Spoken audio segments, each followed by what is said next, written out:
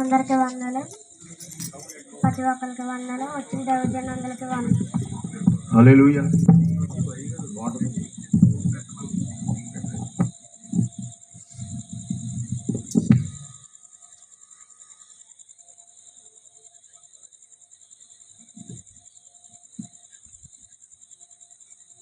Praise the lord. హల్లెలూయా.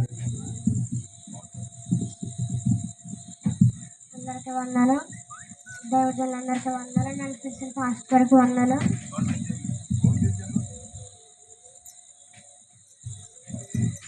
ప్రార్థన చేసుకుందాం. చూస్తున్నాను ప్రతి ఒక్క దేవుంచనైనా అందరినీ మీరే తోడు ఉండండి.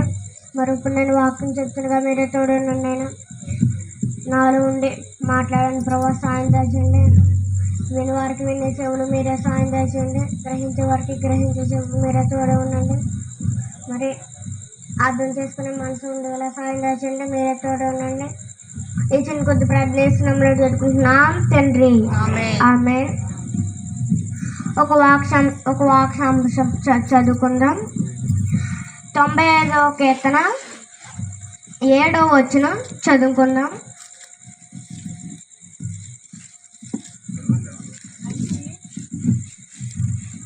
రండి నమస్కారము చేసి సాగిల పడదము, మనలను సృజించిన యెహోవా సన్నిధిని మోకరించుదము.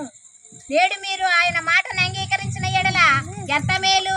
అరణ్యమందు మెరీబా యొద్ద. చాలండి. ఈ రోజు నా అంశం ఏంటంటే మాట వేటి గురించి నేను చెప్తున్నాను. ఎవరు మాట అన్నారో ఎవరు మాట అనలేదు. మాట అన్న వాళ్ళు అబ్రహాం గురించి నేను చెప్తున్నాను. అబ్రహాము దేవుడికి ఇష్టడుగా ఉండి దేవుణ్ణి ప్రార్థన చేస్తుండేవాడు. తర్వాత తనకి తెలియక ఒక దేవదూతల్ని తెలియక ఎక్కడ దారిలో వచ్చిన ప్రయాణికులు అనుకుని భోజనం పెడతాడంట. భోజనం పెట్టి అప్పుడు దేవదూతలని అబ్రహాంకి ఇది తెలియదు. తర్వాత అబ్రహాము తర్వాత ఆజ్ఞతో తర్వాత పెట్టినప్పుడు అబ్రహాంకి ఆ దూతలో ఒక వరం ఇచ్చిందంట. అప్పటికి అబ్రహాం వాళ్ళు ముసలోళ్ళు అయిపోయారు. అప్పటికే వాళ్ళు ముసలోళ్ళు అయిపోయినా కూడా ముసలోళ్ళు అయిపోయినప్పుడే తనకి పిల్లలు ఇస్తానని చెప్తే శారా నవ్వింది. మరి ముసలోళ్ళు అయిపోతే పొడుసోళ్ళు అయిపోతే ఇంక నీకు పిల్లలేమో ఇంకా నాకు పిల్లలు ఎందుకు వస్తారు అని శారా నవ్వింది. ముసలోళ్ళకి ఎందుకు పిల్లలు కొడతారు అని నవ్వింది. కానీ దేవుడు కార్యాలు చిన్నగా ఉండవు. నవ్వుతే అప్పుడు తర్వాత దేవుడు ఎప్పుడైతే అలా చెప్పాడో కొన్ని రోజులకి దేవుడు దూతలు ఎలాగైతే అప్పుడైతే చెప్పారో అలాగే అది దేవదూతలు చెప్పినట్టుగానే నిజంగా పిల్లలు పుట్టారు. తను నవ్వింది కాబట్టి తను నవ్వినట్టు నీకు ఈ బహుమానం ఇస్తున్నాను. ఈ శారా నవ్వింది కాబట్టి ఆ నవ్వే నీకు బహుమానంగా ఇస్తున్నానని. అందుకే తన కుమారుడు పుట్టాక తర్వాత ఇస్సాకు అని పేరు వచ్చింది. ఇస్సాకుకి అర్థం ఏంటంటే నవ్వు. అప్పుడు శారా నవ్వింది, అదే బహుమతిగా దేవుడు ఆ నవ్వునే ఆ బహుమతిగా ఇచ్చాడు దేవుడు. ఆ బహుమతి వచ్చాక తనని రోజు ప్రార్థన చేస్తా. ఎందుకంటే కార్యం జరిగినప్పుడు ప్రార్థన చేయకుండా ఆగు. ఖచ్చితంగా ప్రార్థన చేస్తూ ఉన్నప్పుడు దేవుడికి ఒకరోజు తనకి ఒక పరీక్ష పెట్టాడు. అబ్రహాంకి ఏం పెట్టాడు? పరీక్ష పెట్టాడు. ఆ పరీక్షలో నువ్వు పాస్ అవుతావా లేదా అని ఆ పరీక్ష పెట్టినప్పుడు ఆ పరీక్షలో ఏం జరిగిందంటే అక్కడ ఆ పరీక్షలో ఏం పరీక్ష పెట్టాడంటే దేవుడు ఏం పరీక్ష పెట్టాడంటే అబ్రహాం ప్రార్థన చేసుకున్నప్పుడు దేవుడు అబ్రహాంతో ఏమన్నాడంటే నీ ప్రియ కుమారుడైన ఇస్సాకుని నాకు బలిగా ఇచ్చాయని అడిగాడు. మనమైతే ఇస్తామా బలిగా? ఎవరైనా ఇచ్చే వాళ్ళు ఉన్నారు ఇందులో?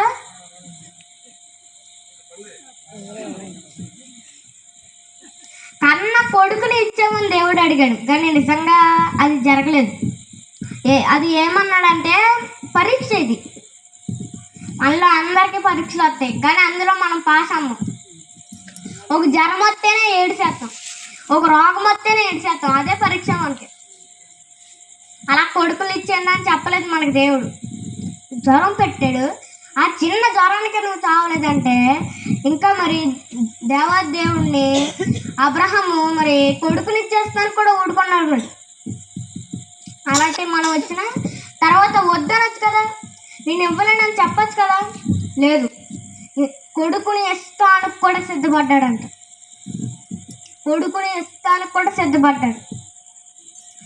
అయితే పొద్దున్నే మోరియా పర్వతం మీద బలిగా ఇస్తానికి ఇస్సాకుని, తర్వాత పని మనుషులు అందరూ ఉన్నారు, పని మనుషుల్ని ఆ మోరియా పర్వతం కింద పెట్టి, చాలా ధనం ఉండదంట అక్కడ పైన బలిస్తానికి.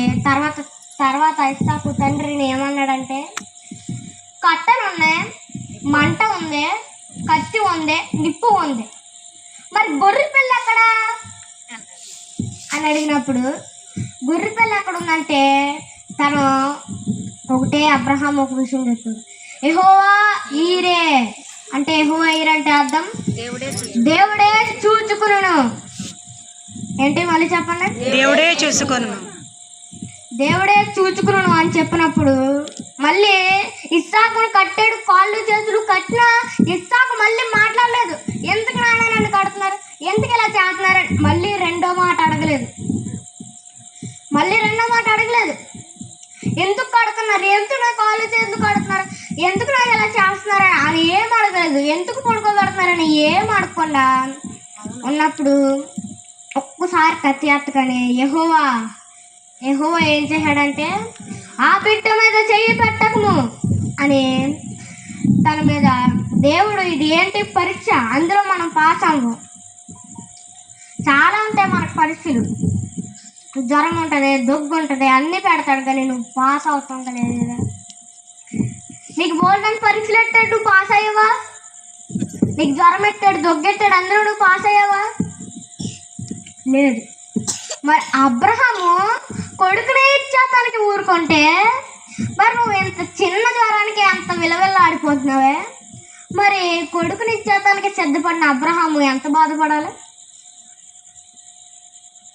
మరి అంత కష్టంలో కూడా కాపాడాడు.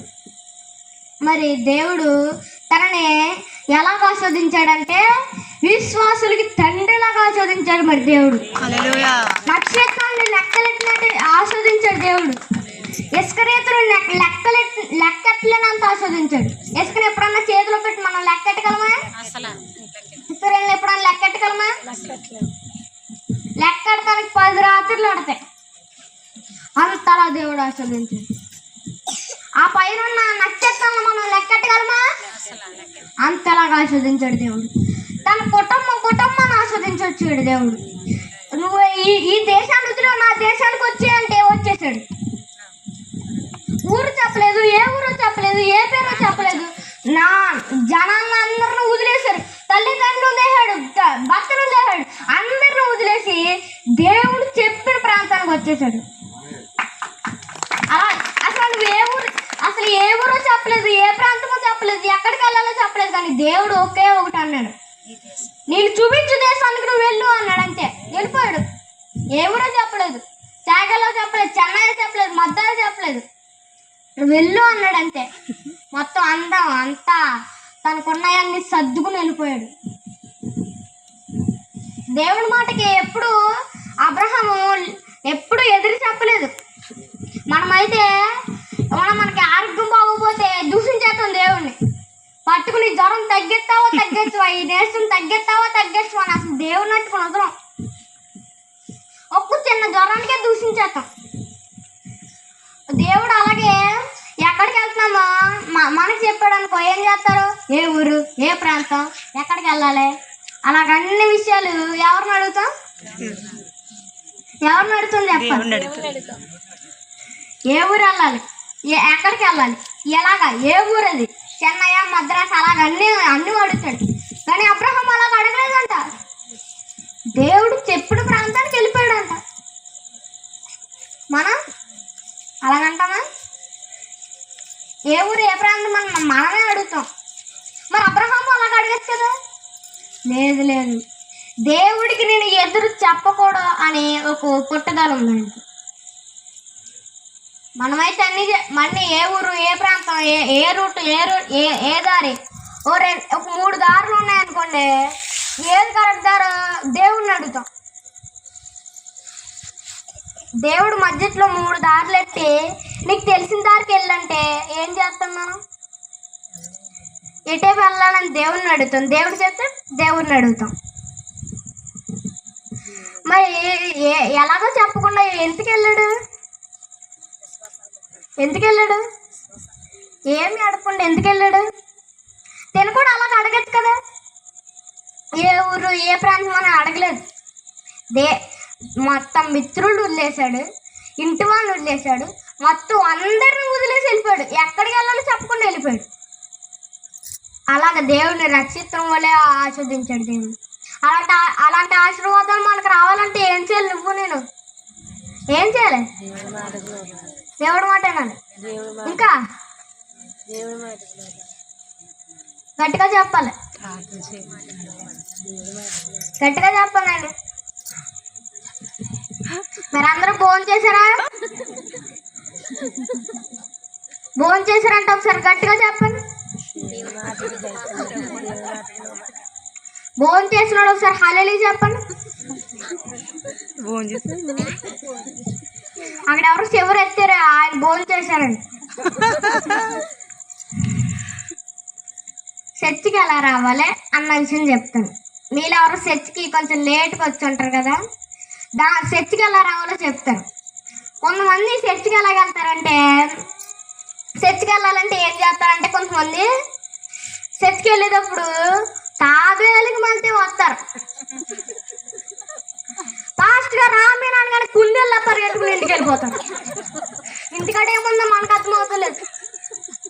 ఇంటికాడ ఏమో చేపల కూర వండేస్తున్నారా, చికెన్ కూర వండేస్తున్నారా? ఆమె నాన్నగానే అసలు ఎక్కడ ఒక్కరున్నా మనుషులు కనిపిరు. మళ్ళీ అంత ఫస్ట్ మనం ఎలా రావాలంటే చర్చికి కుందేళ్ళకి రావాలి. వెళ్ళేటప్పుడు ఎలాగ వెళ్ళాలి? తాబేళ్ళకి వెళ్ళాలి. మరి మీరంతా లివర్స్ చేసి వస్తున్నారు. వచ్చేటప్పుడేమో తాబేళ్ళకి వస్తున్నారు, వెళ్ళేటప్పుడేమో కుందేళ్ళు ఫాస్ట్గా రామేనకన్నా కుందేళ్ళకి వెళ్ళిపోతున్నారు. మనం అలా చేయొచ్చా? కొంతమంది లేట్గా వస్తారు. అదో స్టోరీ చెప్తారండి. నేను ఒక మామారు ఒకళ్ళు ఉంటారంట. ఒక ఆవిడ గమ్ముని తెచ్చుకొద్దామని చూస్తుంటే ఆ నాయన గారు పెద్ద చేప తెచ్చాడంట. ఏం తెచ్చాడు? చేప. కొంతమంది చేపలు ప్రియులు ఉంటారు. చేప తెచ్చారంటే వండేసుకుని ఆ రోజే తినేస్తారు. అయితే ఆదివారం ప్రార్థనకి వెళ్దామని చూస్తే ఆయన పెద్ద చేప పట్టుకుని వచ్చాడంట. ఎవరు అట్టుకొచ్చారు? అట్టుకొస్తే వండేసి వెళ్తుందంట. తలుపులు వేయడం మర్చిపోయిందంట. తలుపులు వేయడం మర్చిపోతే అక్కడ చర్చికి వెళ్ళిందంట. వండేసి వెళ్ళిందంట. వండేసి వెళ్తే ఒక మామగారు పాపం పాస్ట్ గారు రోజు ఫోర్స్ చేసి అమ్మ చర్చికి రమ్మ చర్చికి రండి అని పాస్ట్ గారు రోజు ఫోర్స్ చేస్తే ఒక ఆవిడ రోజు చర్చికి వచ్చిందంట. పాస్ట్ గారు ఇంత బలవంతం చేస్తున్నారు కదా, పాస్ట్ గారు రండి అంత చెప్తున్నారు కదా అని చర్చికి వచ్చిందంట. చర్చికి వస్తే అక్కడ ఒక కాలు ఇరిగిపోయి ఒక కర్రించుకుని ఆవిడ వస్తుందంట చర్చికి. వస్తా చర్చిలో కూర్చుంటే ఈవిడేమో ఇంట్లో వచ్చి పడుకుని కలగంటుందంట. చేపల మీద దృష్టి కలగంటుందంట. ఏమనంటే ఆ చేపల కోసమే కలగంటుందంట. ఆ కళ్ళ కుక్క తలుపు తీసి ఉందంట. కుక్క లోనికి వచ్చిందంట. చేప మొక్క తిందంట. కళ్ళ అప్పుడు ఫాస్ట్ గా రేపి ఏంటమ్మ ఇలా పడుకుంటున్నావు ఏంటి అమ్మ లేవు అంటే అయ్యే దర్శనం అంటున్నానండి, దర్శనం చూస్తున్నాను, కళ్ళ దర్శనం చూస్తున్నాను అంటుందంట. ఇక్కడ ఏం చేస్తుంది? చేపల కోసమే దుష్టి ఉందంట అక్కడ. చేపల కూర దుష్టి అంటే అయితే పక్కన మామగారు కర్రీ ఇచ్చుకుని వచ్చారు కదా, కుర్చీలో కూర్చుంటే కుక్క వచ్చిందని కర్ర తీసి మామ 2 కాళ్ళు కొట్టేసిందంట. కుక్క అనుకుందంట. కుక్క అనుకుని కర్ర తీసుకున్నాయి దేన్ని కొట్టింది. ఎప్పటి నుంచో రావాలనుకున్న మామ కర్ర కాలు కొట్టేసిందంట. వచ్చిన పాపానికి కాలు ఇరిగిపోయిందంట.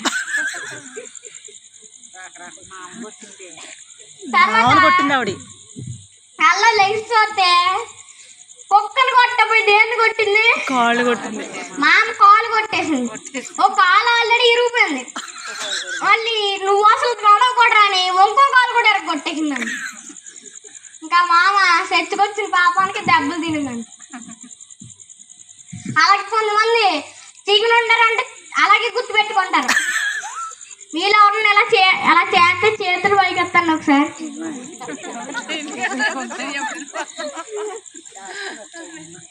ఈ మామ దృష్టి అంతా ఎక్కడుంది, ఇవిడు మీద అంతా ఎక్కడుంది, ఇవిడు దృష్టి అంతా చేపల కూర మీద ఉంది. ఆ చేపల కూర మీద ఉంటే ఇంకేం చేసింది ఇప్పుడు ఇవిడి, చక్కగా మామను కొట్టిందంట వచ్చి. ఈవిడ చచ్చికొచ్చిన పాపానికి కాలు ఎరగొట్టుకుందంట. ఇంక ఈవిడ ఎలా నడవాలో తెలియదులేదు. ఇలాగ ఎవరన్నా ఉంటే కొంచెం ఆ చేపల కూర దృష్టి ఏదో కానీ ప్రార్థన మీద పెట్టండి. ఇలాగ ఎవరైనా చేపల కూర మీద పెట్టుకుంటే కొంచెం ప్రార్థన మీద పెట్టుకోండి.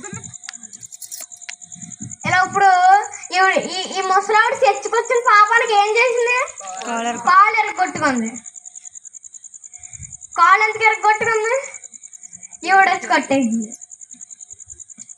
చేపల కూర అంటే అంత ఇష్టం ఉంది ఈవిడికి చేపల కూర అంటే నీసు అంటే ఈవిడికి రోజు బాగా ఇష్టం అంట.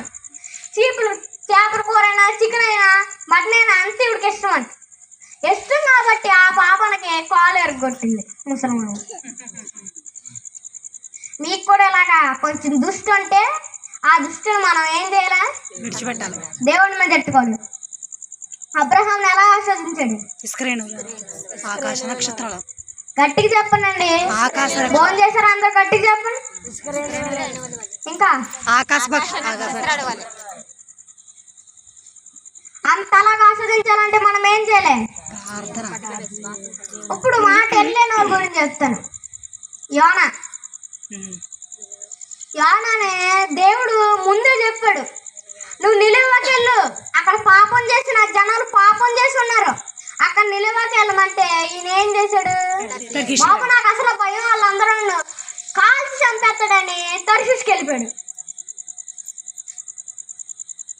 నువ్వు తర్షీష్కి వెళ్తే, నువ్వు చెన్నైకి వెళ్తే, నువ్వు అమ్మాయికి వెళ్తే దేవుడు నిన్ను చూడడానికి ఉన్నావా, నువ్వు ఎక్కడున్నా చూడడానికి ఉన్నావా. అలాగైతే దేవుడికి ఈ మాటకి నువ్వు తప్పు చేసినందుకు కోపం వచ్చి దేవుడు ఏం చేశాడంటే అక్కడ ఫుల్ తుఫాని, ఫుల్ వరదలు పెట్టాడు. అక్కడ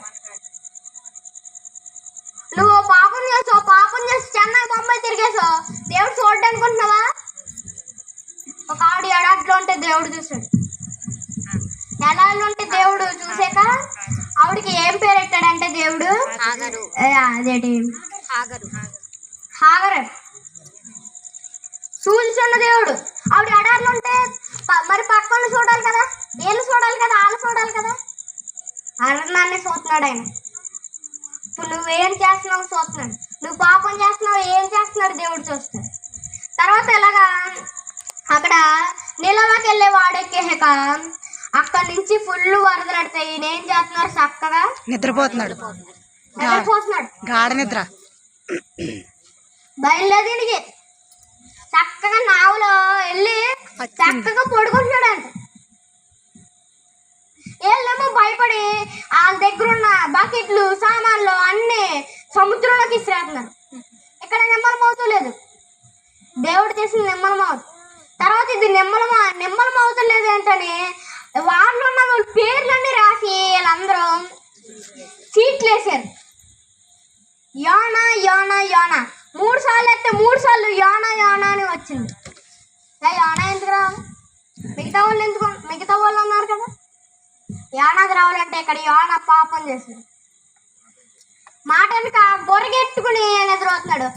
యోన ఎక్కడున్నాడు అంటే వాడి కింద చక్కగా పక్కేసుకుని బొబ్బుంటున్నాడు అని చెప్పారు. బొబ్బుంటే తర్వాత ఆయనకి ఏం జరిగిందంటే అక్కడ చీట్లు వేస్తే ఇక్కడ ఈ వర్షం మొత్తానికి కారణం ఏంటి, అక్కడ ఈ తుఫాన్ మొత్తానికి కారణం ఏంటి అని అడిగితే దీనికి పరిష్కారం ఏం లేదు, నన్ను ఎత్తే సొంతంలో పాడేస్తే చాలు ఆగిపోద్ది. తర్వాత ఈయన ప్రవక్త కదా వీళ్ళందరూ ప్రార్థన చేస్తున్నారు. ఏమన్నా వీరి మీద ఏమన్నా వస్తే రాకూడని ప్రార్థన చేసి అక్కడే చేప రెడీగా ఆకలితుందంట. 3 రోజులు ఏం తినలేదంట.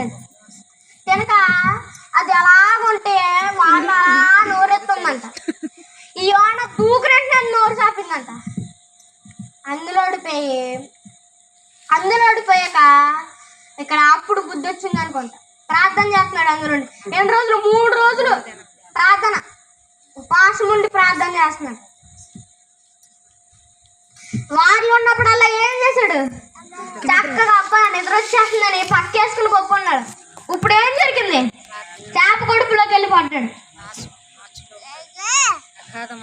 ఆయన ప్రార్థన చేయకుండా అందరూ ఉన్నాడు కాబట్టి ఇప్పుడు చేప కడుపులో ఇప్పుడు ప్రార్థన చేస్తున్నాడు. సినిమా అంతా అయిపోయాక, షూటింగ్ అంతా అయిపోయాక ప్రార్థన చేస్తున్నాడు. ఇంకా నువ్వు వాళ్ళు ఉన్నప్పుడు ప్రార్థన చేయకుండా, దేవుడికి మొక్కకుండా మనం పాపం చేసేసి అందరూ వాళ్ళు ప్రార్థన చేయకుండా లోన చేప కడుపులో ప్రార్థన చేస్తున్నాడు. తర్వాత దేవుడి మాట ఎప్పుడైనా తర్వాత అలాగే అక్కడ ఆ దేశానికి వెళ్ళి కక్కిందంట. ఎక్కడికి వెళ్ళి కక్కింది? నిల్వే పట్టణానికి వెళ్ళి కక్కితే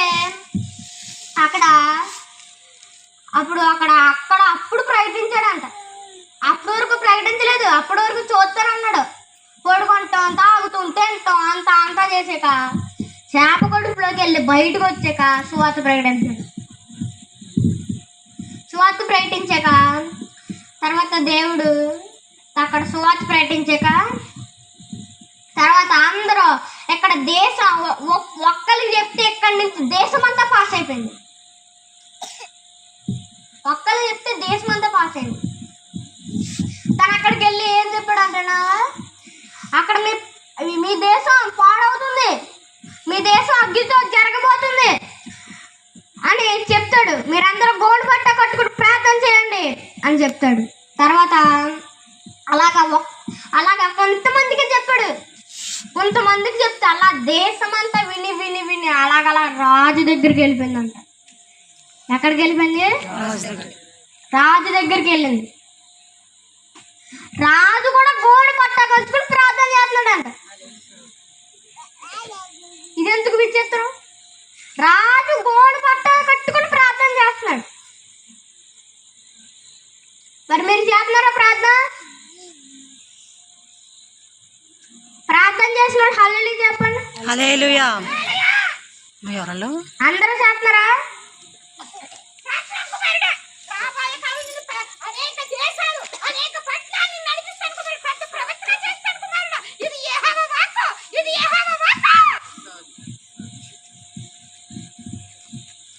అందరూ ప్రార్థన చేసి ఎలాగ ఉండాలి? మనం ప్రార్థన చేసి వాళ్ళందరూ ప్రార్థన చేసుకుని ఉన్నారంట. ఉన్నాక వాళ్ళందరూ ప్రార్థన చేస్తే ఒక మెర్రి చెట్టు కడ పడుకుని దూషించాడంట దేవుణ్ణి. ప్రభువా వీళ్ళందరూ చంపేస్తానన్నావు కదా, ఎందుకు చంపలేదని దేవుణ్ణి దూషించాడు. దేవుడే తయారు చేసి ఎందుకు దేవుడు కాల్స్తాడు? అలాగా దూషించాక తర్వాత దేవుడికి మాట అన్నాక కోపం వచ్చిందంట.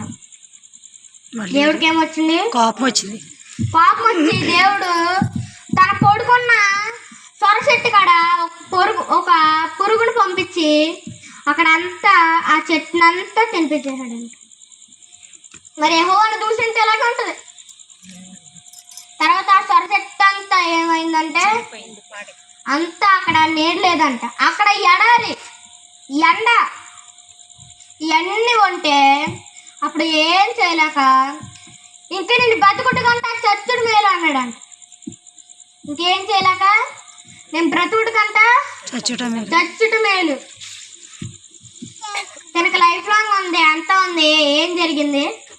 ఈ చిన్న సొరసెట్టు దేవుడు అన్నాడంట, నువ్వు ఇంత సొరసెట్టు కోసం ఇంత బాధపడిపోతే ఈ జనాలందరికీ మరి నేను ఈ జనాలందరిని నేను ఎంతగా తయారు చేసి ఎంతగా పెంచి వీళ్ళందరినీ చనిపోతే నాకెంత బాధ ఉండాలి అని దేవుడు అన్నాడు.